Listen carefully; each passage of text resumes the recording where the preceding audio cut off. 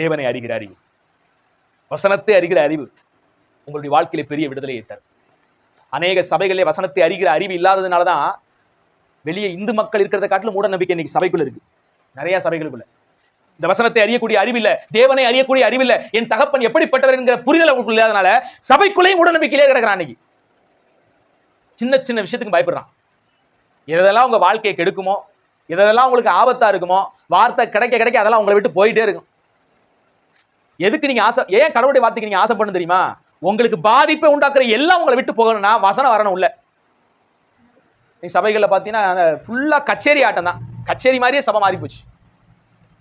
ஏன்னா நீங்க உள்ள வரும்போது போர் அடிக்காது, நல்லா ஒரு இதா இருக்கும். இப்ப எல்லாம் நிறைய பேர் விஜய் பாட்டே பாட ஆரம்பிச்சிட்டாங்க உள்ள சபைக்குள்ள. விஜய் பாட்டு, ரஜினி பாட்டு, எல்லா பாட்டும் சபைக்குள்ள வந்துருச்சு. ஏன்னா உங்களை குசிப்படுத்தணும், அவ்வளவுதான். கேட்டா அவங்க என்ன சொல்லுவாங்கன்னா, ஆண்டவரை நாங்க இப்படி கொண்டாடுகிறோம். ஆண்டவர் எப்படி பண்றாங்களா, அப்படி ஒரு கொண்டாடுறோம், தலையில தூக்கி வச்சு ஆடுறோம் அப்படின்னு. ஆனா ஒண்ணு நீங்க கத்துக்க, நீங்க என்ன செஞ்சாலும், நீங்க என்னதான் கொண்டாடினாலும் அந்த கொண்டாட்டத்திலே கடவுள் இருக்கிறாரா அப்படிங்கிறத பார்க்கணும். ஆனா நிறைய சமயத்துல பாத்தீங்கன்னா நீங்க கொண்டாடிட்டு இருப்பீங்க, துள்ளுவீங்க கடந்து.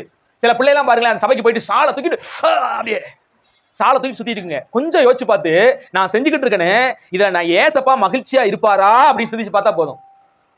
புரியுதுங்களா? இப்ப நான் சுத்துறேன், எனக்குள்ள அப்படி மகிழ்ச்சி பொங்குது, உண்மைதான், உனக்குள்ள மகிழ்ச்சி பொங்குது. இந்த மகிழ்ச்சி எல்லா இடத்துலையும் பொங்கும். பொங்குமா இல்லையா?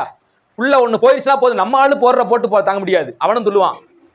ஆனா ஒண்ணு நல்லா தெரிஞ்சுக்கங்க, நீங்க இப்படி எல்லாம் சாலை எடுத்து சுத்தி கொண்டாடுறீங்கிறீங்களா கடவுளை, அப்படி சபைகள் எல்லாம் கொண்டாடுறீங்களே, நீங்க செஞ்சுக்கிட்டு ஒரு நிமிஷம் யோசிச்சு பாருங்க. இப்ப ஏசப்பா சந்தோஷமா சிரிச்சுக்கிட்டு பார்த்துட்டு இருக்காரா, முறைச்சுக்கிட்டு பார்த்துட்டு இருக்காரா மட்டும் சிந்திச்சு பாருங்க உங்க எண்ணத்துல. நீங்க குஷியா இருப்பீங்க, ஆனா கடவுள் குஷியா இருப்பாங்க, காண்டா இருப்பாரு அவரு. அவர் ரொம்ப காண்டா இருப்பாரு, என்னடா வேலை பண்ணிட்டு இருக்காங்க இவங்க அப்படின்னு பார்த்துட்டு இருப்பாரு. என்ன ஆராதிக்கிறங்கிற பேர்ல என் பேரை யூஸ் பண்ணிட்டு என்னமோ பண்ணிக்கிட்டு இருக்காங்களா அப்படின்னு யோசிப்பாரு அவரு. யோசிப்பாரா யோசிக்க மாட்டாரா? யோசிப்பாரு தானே.